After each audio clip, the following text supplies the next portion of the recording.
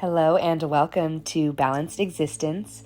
Today is day 25 of our 31-day series that I am recording in December 2025. But of course, whenever you come across it, there is something here for you. And this is all about recalibrating your energy and getting you on track with your highest timeline.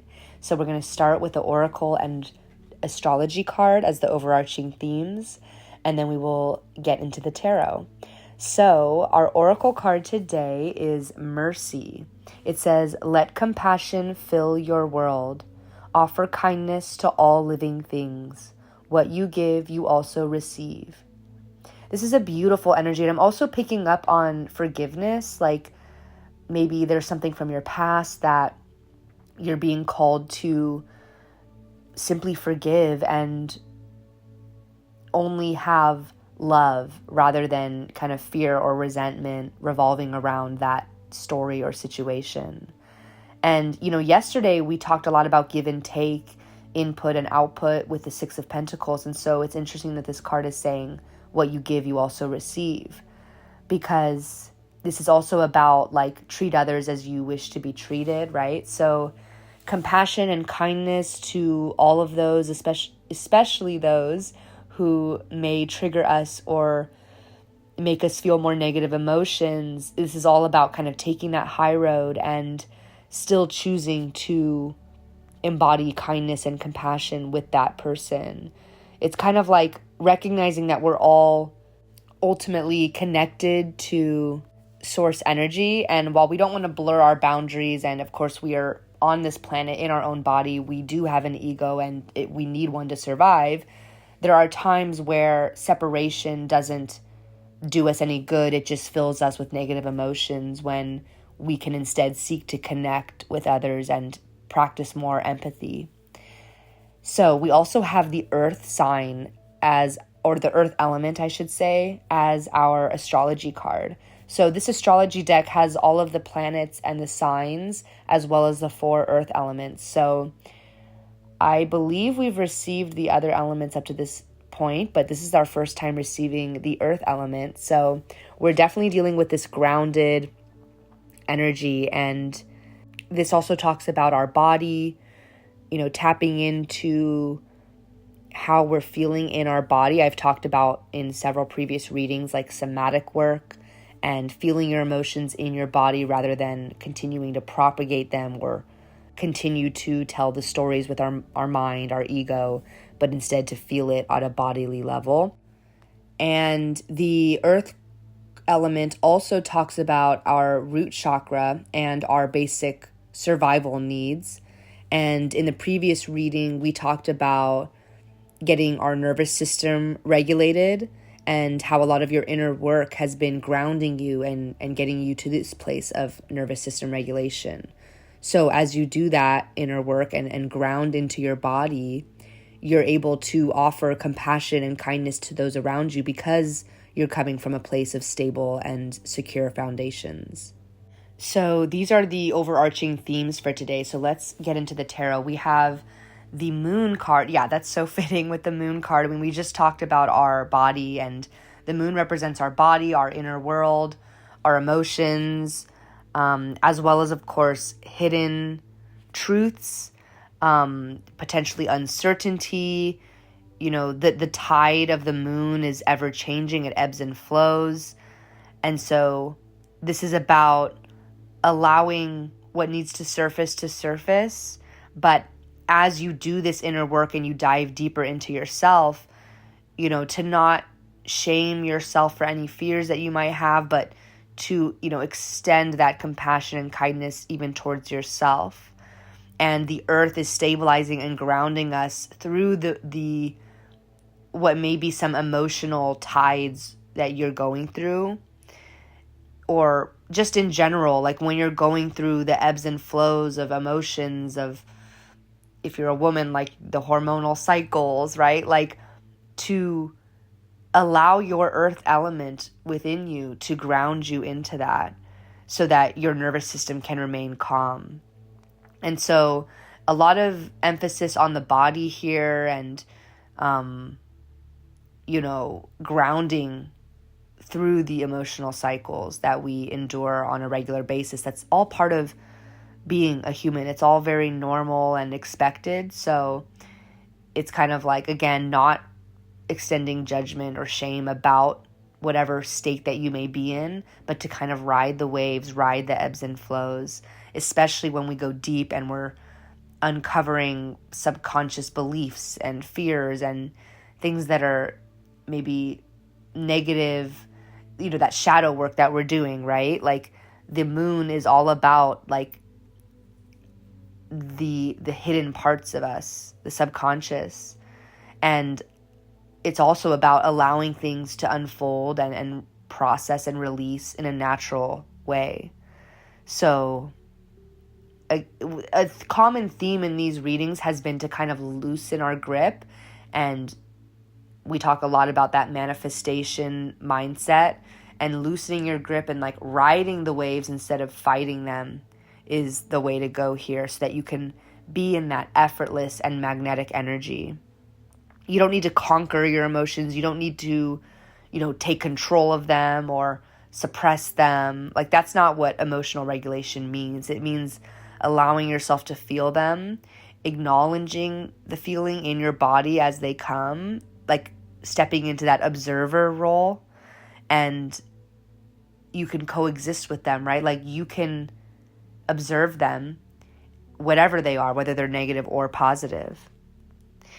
We're also getting the Knight of Wands. So this is a very... we also have the Ten of Wands. So I'm also picking up like these two cards are coming together because of this ebb and flow energy, right? We just talked about that with the moon. So the Knight of Wands comes in full force, right? Like sometimes this can represent impulsive action, but it's also passion and movement forward and taking action. But again, like sometimes this can be taking action without being grounded. And so the Earth card is here to remind us, as this overarching theme, to ground ourselves before we jump into this Knight of Wands energy, because there's nothing wrong with being so energetic and inspired and passionate. And, at times it's good to have a sense of urgency about things, right? But in the spirit of, loosening our grip and not forcing things, we also want to be grounded in the actions we take and, have a, well thought out strategy that's aligned with our heart, our soul, and, take action from there. So the Knight of Wands is kind of like in the context of the moon and the ebb and flows and the tides, the Knight of Wands is like the high intensity, energetic part of us, action taking. Whereas the Ten of Wands is the card that feels burnt out, overwhelmed with responsibility, feeling like they're maybe alone on their path, just a complete overload on an energetic and emotional level. So I think it's so fitting that these cards came out right after another, because, you have one card that's extremely, energized and ready to go. And then you have another card that's totally burnt out and, on its way out, right? And so the moon and the earth are here, as well as the mercy card, which is talking about embodying that kindness and compassion, because this is not just for others, this is for ourselves, which of course then manifests in our relationships, our external relationships. But on an internal level, like as you're going through these ebbs and flows, really tapping into that earth element within. And this is a good time to reflect on your personal methods, techniques, practices that work for you. And maybe that's something that you are on a mission to get more clear on, like what grounds you, like, and as you try different methods. And I'm also hearing to like journal, and this has come up in multiple readings of this message from spirit to journal, like write these things down, write these ideas down, because these are such valuable insights that really anchor in your transformation. And so like as you're trying different methods, maybe you go outside barefoot, you walk on the grass, maybe you just lay under a tree, maybe you go for a walk, maybe you eat a really healthy meal. Maybe you take some time to meditate and really do like a body scan, or maybe when you get triggered, you do that somatic work. You take that pause, you find a quiet place to feel and really release the emotions. I'm also getting the recommendation of the book Letting Go by David Hawkins. He has several books, including like The Map of Consciousness, and Letting Go talks about just feeling the emotion and just allowing it to run its course in a way. And there's also books about how it only takes 90 seconds to feel an emotion in your body. I've mentioned that on several readings, which I think is like a very resonating message for the collective at this time. Like this concept of feeling our emotions and doing that somatic work in that 90 seconds and then, moving on. It doesn't mean the emotion won't ever come back. It just means that you're able to process it without using your mind or ego to, continue to retell the story and propagate those negative emotions. It's like watering the weed when you allow your mind and your ego to take over. But when you allow your body to handle it and process it, you can release the emotion and let it run its course. And I'm also hearing like hip movement, especially for women. We store a lot of our emotions in our hips. So dance, belly dance, whatever it is for you, even just stretching. There's so many grounding activities. It could even be just what you're eating, what you're drinking. It could be chanting, like, using your voice to, ground yourself into the earth as you meditate. Whatever makes you feel tapped into your body and like anchored to the earth, right? Like, because that's what keeps us grounded.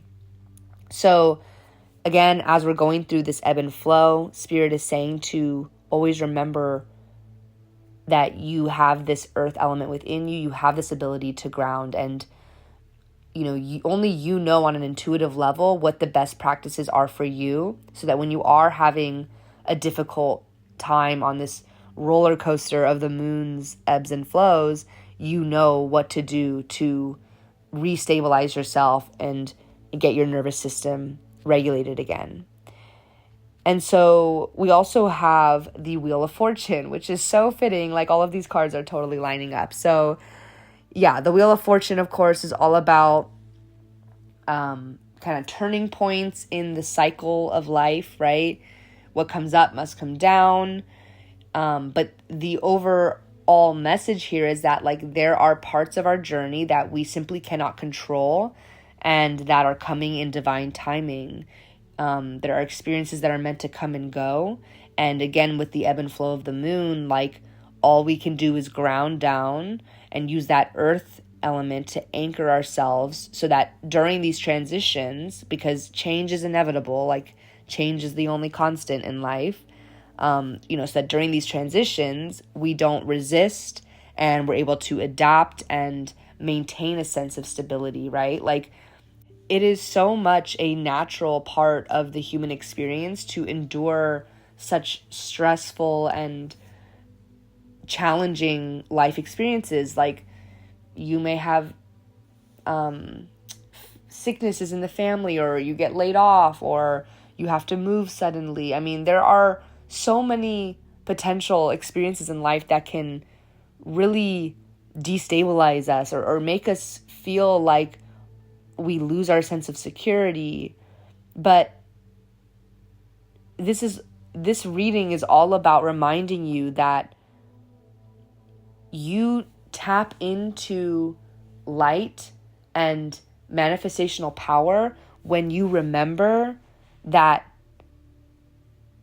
you can choose at any time to accept that there are things that you simply cannot change, and you can choose to move forward knowing that everything is happening for your highest good, for the evolution of your soul. Even the most difficult experiences in life, like, of course, our ego wants to turn it into like a negative narrative for us, as if we're unlucky or like we don't deserve better, or, we're destined for,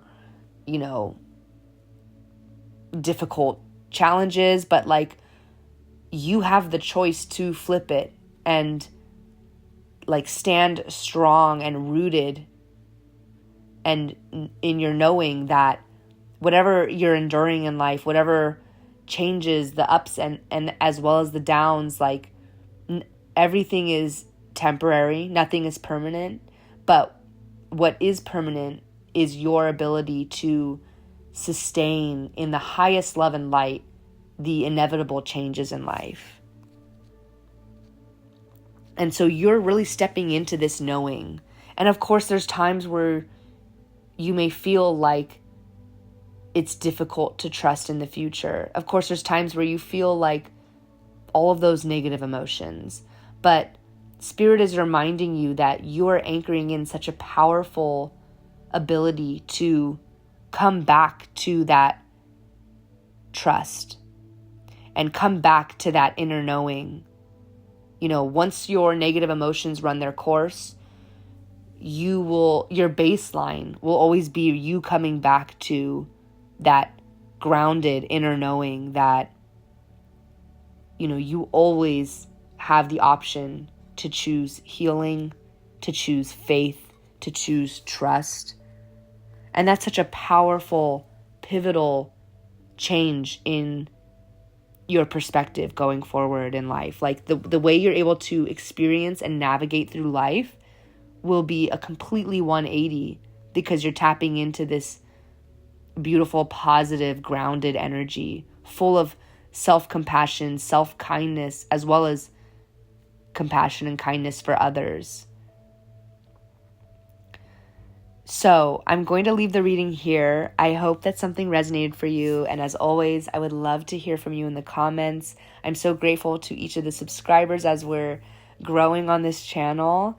And I would love to have you subscribe to stay tuned with the rest of the series. And thank you so much for listening. And I will see you on the next one. Bye.